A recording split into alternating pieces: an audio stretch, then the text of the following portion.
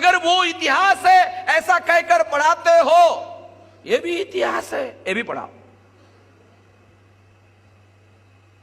अगर दोनों बातें साथ साथ में पढ़ाई जाएगी तो हमारे लोगों को समझ में आएगा कि तिलक के द्वारा जो स्वराज्य का आंदोलन चलाया जा रहा था वो सभी लोगों के स्वराज्य का आंदोलन नहीं था। इमीडिएट समझ में आ जाएगा।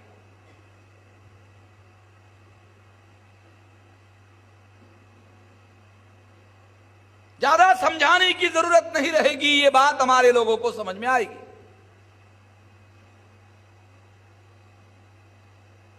ये जो तिलक का जो स्वराज्य का आंदोलन था, ये क्या था?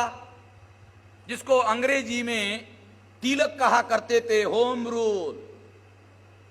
मराठी में उसका ट्रांसलेशन कहा जाता था स्वराज्य, जिसको अंग्रेजी में वो कहते थे होम रूल। पढ़ लेना इतिहास में।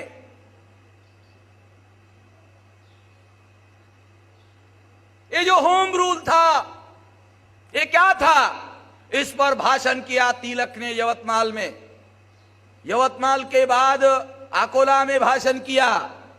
अगर आप यवतमाल से इधर आते हो, बॉम्बे की तरफ आते हो, तो यवतमाल के बाद अकोला लगेगा, अकोला के बाद भुसावल लगेगा। यवतमाल में भाषण किया, अकोला में भाषण किया, फिर भुसावल में भाषण किया। तीनों जगह भाषण किया और उस भाषण में उन्होंने क्या कहा? स्वराज्य के बारे में आप लोगों को, होम रूल के बारे में आप लोगों को जानकारी नहीं है कि तिलक के स्वराज्य का क्या अर्थ है। चलो तिलक की ही भाषा में, तिलक की ही जबान में बताया जाए, तिलक क्या कहते हैं स्वराज्य का अर्थ। वो कहते हैं, क्या कहते हैं? स्वराज्य का यह अर्थ नहीं है कि अंग्रेजों को भारत से भगाया जाए। क्या कहते हैं? स्वराज्य का यह अर्थ नहीं है कि अंग्रेजों को भारत से भगाया जाए। तो फिर स्वराज्य का क्या अर्थ है? वही बताते। क्या अर्थ है? तो उन्होंने बताया कि प्राचीन काल में राजा राज्य शकट यानी राज्य का प्रशासन चलाते थे, तो लर्न ब्राह्मणों को लेकर प्रशासन चलाते थे। लर्न ब्राह्मणों को लेकर प्रशासन चलाते थे। अगर अंग्रेज लर्न ब्राह्मणों को लेकर प्रशासन चलाना चाहते हैं तो अंग्रेजों को भारत छोड़कर जाने की जरूरत नहीं है। अंग्रेज भारत में ही रह सकते हैं। अंग्रेजों का राजा हमारा भी राजा होगा, अंग्रेजों का सम्राट हमारा भी सम्राट होगा। अंग्रेजों को भारत छोड़कर जाने की जरूरत नहीं है। यह है बाल गंगाधर तिलक का स्वराज्य। इट मीन्स, इसका मतलब समझते हो? इसका मतलब है जिसको आपको स्वराज्य कहा जाता है, जिसको सुनकर आपकी छाती भर जाती है, ऐसा हो जाता है आपको थोड़ा बहुत। उसका मीनिंग क्या है समझते हो? उसका मीनिंग है कि अंग्रेज अगर ब्राह्मणों को राजकाज की व्यवस्था में शामिल करते हैं तो अंग्रेजों को भारत छोड़कर जाने की जरूरत नहीं है। ये उसका मीनिंग है। अगर ये मीनिंग है, स्वराज्य का ये मीनिंग है, तो इसमें आप लोगों का क्या है?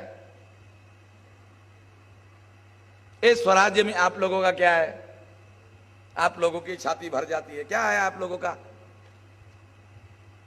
ब्राह्मणों को हिस्सेदारी देने की बात कर रहा है इन द नेम ऑफ स्वराज्य।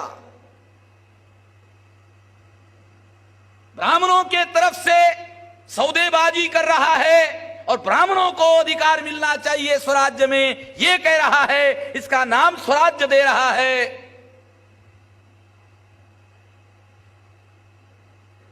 क्या हमारे लोगों को यह इतिहास मालूम है? हमारे लोगों को यह इतिहास मालूम नहीं। बाल गंगाधर मर गए, उसके बाद गांधी जी बाल गंगाधर के उत्तराधिकारी हो गए। गांधी जी 1916 तक भारत में ही नहीं थे। 1885 को तथाकथित आजादी का आंदोलन शुरू हुआ।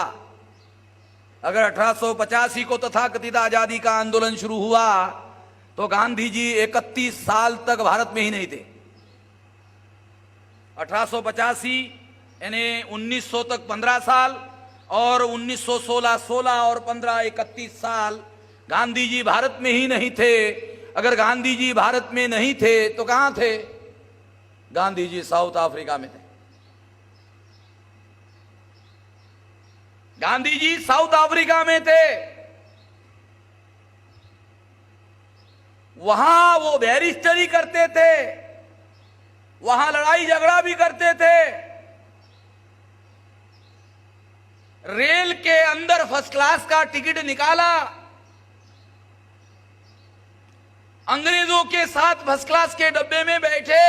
अंग्रेजों ने देखा, गांधी जी को जब देखा कि भारतीय आदमी फर्स्ट क्लास का टिकट निकालकर फर्स्ट क्लास के डिब्बे में बैठा हुआ है, उसको सामान समेत अंग्रेजों ने उठाया, रेलवे स्टेशन पर उठाकर पटक दिया। गांधी जी ऐसे टिलटिले थे। टिलटिले समझते हो? टिलटिले नहीं समझते हो? गांधी जी जब बैरिस्टरी करने के लिए साउथ अफ्रीका के कोर्ट में पहली बार आर्गुमेंट खड़ा करने के लिए खड़े हो गए तो आर्गुमेंट करते करते वो इतने टिलटिले थे कि आर्गुमेंट करते करते चक्कर आ गया और गिर गए।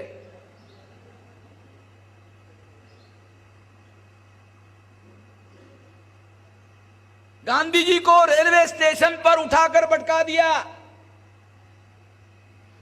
गांधी जी को लगा साला इधर साउथ अफ्रीका में रहना खतरनाक है। गांधी जी ने साउथ अफ्रीका छोड़ दिया और 1916 को अपना बोरिया बिस्तर बांधकर भारत आ गए। जब वो साउथ अफ्रीका में थे, उन्होंने अंग्रेजों को करस्पॉन्डेंस किया। वो करस्पॉन्डेंस अवेलेबल है। एक पत्र उपलब्ध हुआ जिसमें गांधी जी ने लिखा, क्या लिखा? लिखा कि हम लोग, यानी गांधी जी ने लिखा, हम लोग और आप एक ही आर्यन स्टॉक के लोग हो। अगर एक ही आर्यन स्टॉक के लोग हो तो इसका मतलब गांधी जी मानते हैं आप भी विदेशी हो, हम भी विदेशी है। गांधी जी ने खुद लेटर लिखा, उसमें ये लिखा। वो करस्पॉन्डेंस अवेलेबल है। मैं आपको आजादी के बारे में बता रहा हूं और प्रजासत्ताक वाला मामला आगे है। पहले ये समझा रहा हूं आप लोगों को। ये अगर समझ में आ जाए, प्रजासत्ताक जल्दी समझ में आ जाएगा आपको। हिस्ट्री मालूम हो जाए पीछे की तो आपको प्रजासत्ताक मालूम हो जाएगा। बहुत जल्दी समझ में आ जाएगा प्रजासत्ताक। कहा कि तुम और हम एक ही आर्यन स्टॉक के लोग हैं। अगर एक ही आर्यन स्टॉक के लोग हैं तो तुम हमारे साथ इस तरह से व्यवहार क्यों करते हो? एक ही स्टॉक के लोग, कुछ लोग दूसरे के ऊपर राज करें, ये बराबर नहीं है, ये उचित नहीं है। गांधी जी ने ऐसा पत्र अंग्रेजों को लिखा। वो पत्र अवेलेबल है, पढ़ लेना। उपलब्ध ना हो हमसे ले लेना, हम इसी के पीछे पड़े हुए हैं। गांधी जी का भी हमने एक वर्ण व्यवस्था, जाति व्यवस्था, अस्पृश्यता का समर्थन वाले भाषण जो है, वो भाषणों का एक खंड हमने पब्लिश किया। हमारे बहुत सारे लोगों को, भोले शंकर लोगों को ज्यादा जानकारी नहीं है। वो तो महात्मा ऐसे कह सकता। हमारे लोग सोचते महात्मा ऐसे कैसे कह सकता? अरे महात्मा अखबार वालों का बनाया हुआ है भाई, ये मालूम ही नहीं है हमारे लोगों को।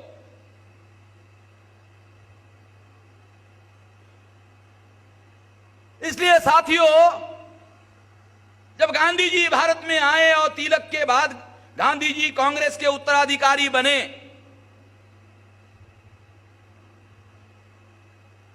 गांधी जी भी हमारे लोगों को जो 1918 को रिप्रेजेंटेशन देने की बात हो रही है, 1919 का पहला भारतीय अधिनियम बना नहीं हुआ तो उसका अध्ययन करके रिकमेंडेशन करने के लिए साइमन कमीशन भारत में आया तो गांधी जी कांग्रेस के नेता बने थे। गांधी जी ने भी इस सिद्धांत को मान्यता देने से इनकार कर दिया और साइमन कमीशन के विरोध में इसीलिए आंदोलन चलाया कि कहीं साइमन कमीशन भारत के मूल निवासी लोगों को रिप्रेजेंटेशन देने का काम ना करे, गांधी जी ने इसके विरोध में आंदोलन चलाया। साइमन कमीशन चले जाओ, इतिहास पढ़ लेना।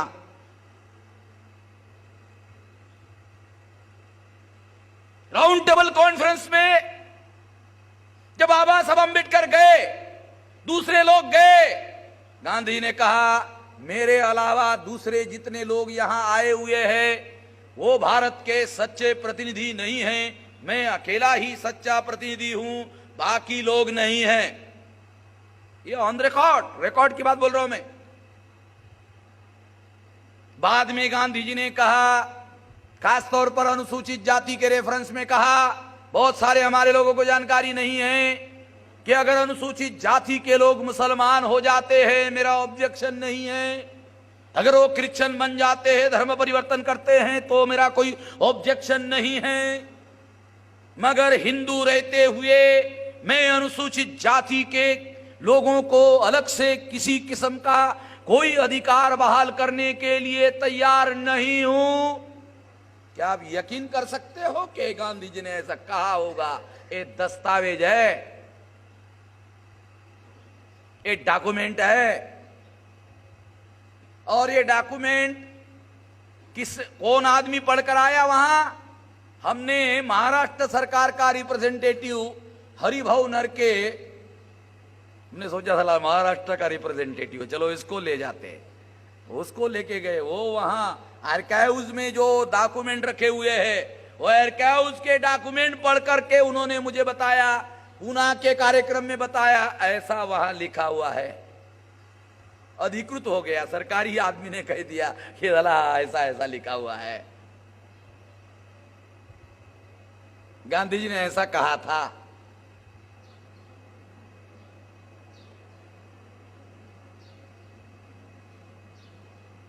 जब बाबा साहब अंबेडकर को 17 अगस्त 1932 को कम्युनल अवार्ड में अधिकार अंग्रेजों ने बहाल किया तो गांधी जी ने उसके विरोध में उपवास किया और वो सारे अधिकार छीन लिया।